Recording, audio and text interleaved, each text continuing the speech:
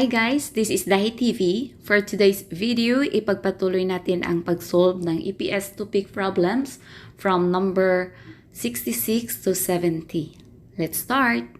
Okay, so diretso na po tayo. Ito ay isang credit card. Okay, so ano yung credit card in Korean? So let's look at choices 1 to 4.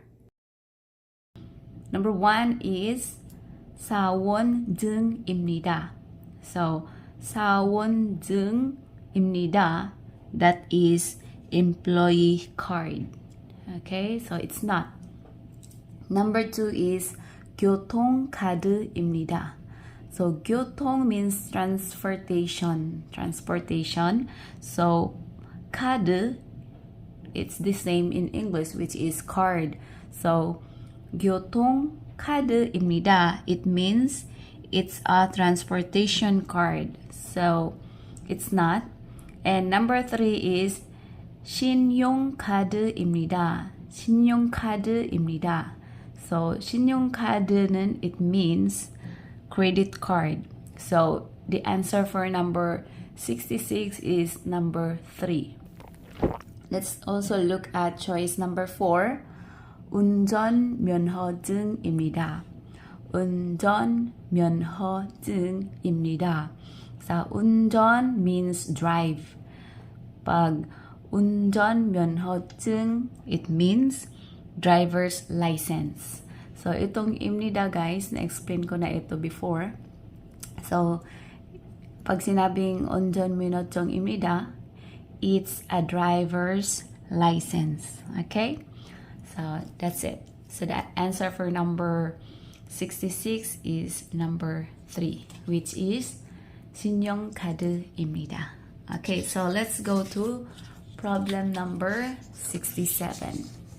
Okay, so ito ay isang susi, right? So, key. Ano yung key sa Korean? So, tingnan natin yung number 1. Number 1 is 칼입니다. 칼. 칼 in English is knife. Okay, so it's not. 칼 is kutsilyo. Number 2 is 열쇠입니다. 열쇠, it means susi. Key. So the answer for number 67 is number 2. How about number 3? Number 3 is 수저입니다. Iwan ko kung naalala nyo pa yung sujo. Hindi yung iniinom na alcohol ha, na soju. So, ito ay sujo. Sukarak, spoon, jo, jutkarak, chopstick. So, spoons and chopsticks. It's not. So, sujo입니다. No. Number 4 is 카드입니다. Card. It's a card. No.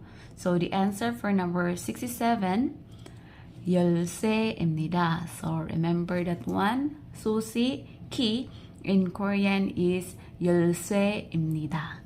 Okay? Next, let's go to problem number 68. Okay. So, number 68, ito ay isang what? Thermometer, right? So, thermometer po iyan. So, 24.8 nakalagay dito. So, check natin number 1. 선풍기입니다. 선풍기입니다. 선풍기, it means fan. Electric fan. Okay? So, it's not. Number 2 is 계산기입니다. 계산기 means calculator. So, it's not the answer. Number 3 is 체중계입니다. 체중계. Okay, one more time. 체중계. 체중계입니다. So, it's a scale or timbangan. Okay? So, number 4 is 온도계입니다. Sa 온도계, it means thermometer. So, our answer for number 68 is thermometer, which is in Korean, we called it as 온도계입니다. 온도계입니다. Okay, so Ang bilis lang po, ano? Number 69. So, ano yung number 69? Alam nyo po ba ito, guys? Okay. So, ito ay isang. Guess nyo nga, guys. Ano yan? Ano yan sa tingin nyo? Sa, ano yun? Sampayan yan ng mga damit, guys. Sampayan. Okay? So, let's check number 1. Ano nakalagay sa number 1? 거울입니다. 거울. 거울 means mirror. Okay? Salamin. 거울입니다. Number 2 is 옷장입니다. 옷장입니다. So, pag sinabing 옷장, lalagyanan ng mga damit. 옷장. So, you can say as closet. Okay? 옷장입니다. And number 3 is 의자입니다. 의자. 의자 in Korean. In Korean, not in Korean, guys. 의자 in English is chair. Upuan. Okay? So, 의자입니다. It's a chair? No. Number 4 is 옷걸이입니다. So, nilagay ko dito yung pronunciation, guys, kasi hindi mo siya pwedeng basahin ng os. Okay? 옷걸이. No? So, ang pagkabasa niya is parang may D sound, tapos double yung G na sound niya. So, 옷걸이. Okay? 옷걸이입니다. So, 옷, by the way, that is damit. Okay? So, 옷걸이입니다. Ito ay isang sampayan. Okay? 옷걸이. So, hanger. Okay? So, hanger in Korean is 옷걸이. Okay? So, the answer for number 69 is number 4. Okay? So, that is 옷걸이. So, hindi naman lahat ng hanger sa Korean is ganito, guys. Kagaya din sa atin, yung hindi lang ako marunong mag-draw. Wag na, baka matawa pa kayo sa drawing ko kasi I'm not good at drawing talaga. So, yung ginagamit nating hanger sa Pilipinas, ganun. Marami din na ganong hanger dito. Pero, dito kasi may ganito din talaga sa... So, yung kapanahunan pa nila. So, ganito yung ginagamit nilang hanger. Okay, sinasampay yung mga damit dito. Lalo na yung mga mabibigat na coat kasi, di ba, 4 seasons dito. So, winter, sobrang lamig. So, dito, mostly, kunyang sinasabit lang dito. So, that is hanger. So, in Korean is 옷걸이. So, 옷걸이. So, that's it. And number 70. The last number. Let's see. Ano iyan? Ano po iyan? Di ba, ito ay isang ano ba yan sa Pilipinas? Yung blanket. Blanket, habol. Ano yun sa Tagalog? Nakalimutan ko na. Nakalimutan ko yun sa Tagalog. Blanket. Sa Cebuano kasi is habol. Okay, habol. Kumot. Okay, I remember. Kumot. So, this one, blanket. So, ano yan sa Korean? So, tingnan natin number 1. So, ang number 1 nakalagay is 이불입니다. 이불입니다. So, 이불. Do you know what is 이불? 이불 is this one. Kumot, blanket. So, ito agad yung sagot sa number 70. Okay, so tingnan din natin number 2, 3, and 4. Number 2 is 베개입니다. 베개. I'm sorry, 베개. So, kasi yung pronunciation, guys, hindi ka basta na mag-pronounce. Gaya sa atin, sa Cebuano, kung parang, basta mabasa yun na yun. Dito kasi, magkapari-pariha yung mga, tawag dito, ang mga, pag binasa mo yung salita na yun, iba yung pagkabanggit mo, iba yung magiging meaning noon. Okay, so dapat tama yung pagkabigkas mo. So sa atin, sa Pilipinas, pag tinuturuan yung mga bata, sinasabi nilang, cut, iroke, mahirap na magamit ng mga ang daming languages.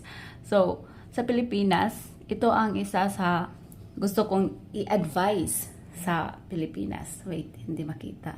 Okay. So, sa Pilipinas kasi, ito kasing A, kumbaga sa atin A. Pero, hindi naman palaging A ang sound niya. So, take note sa mga mommies dyan, lalo na sa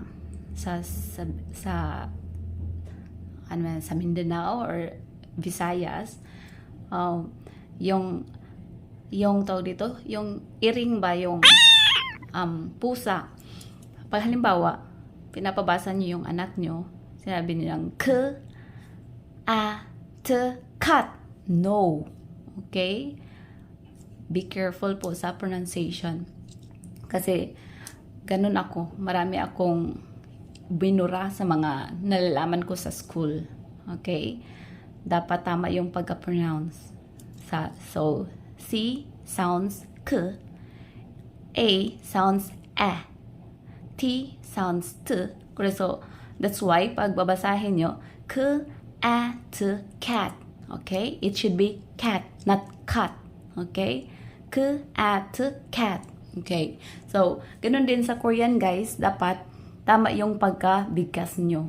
Okay pa? Kasi pag magkamali ng bigkas, iba na yung meaning. So, hindi nila maintindihan. So, isa din yan sa mga problem ko, pronunciation.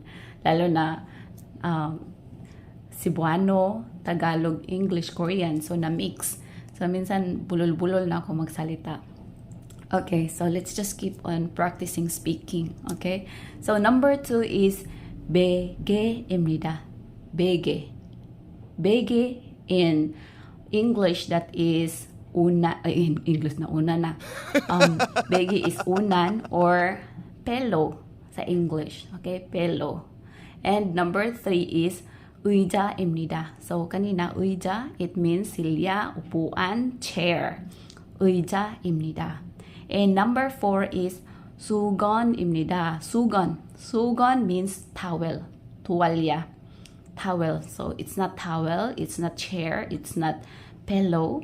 So, the answer is blanket, which is in Korean, 이불. 이불. 이불입니다. 이불입니다. Okay. So, until here, guys, hope bumaon sa utak nyo yung mga tinuro ko sa inyo. And see you again next time. Goodbye! Hi, it's Dahee TV here. Please don't forget to subscribe, like, comment, and share my videos. Until next time!